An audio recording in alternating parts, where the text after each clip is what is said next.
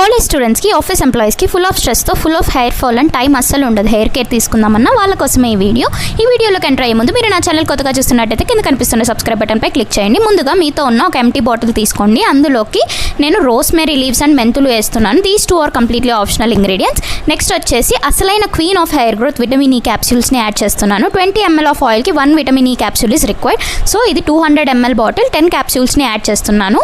Next వచ్చేసి coconut oil వేసాను, and then మందారం పువ్వులు, అండ్ దెన్ ఆముదం వేసాను.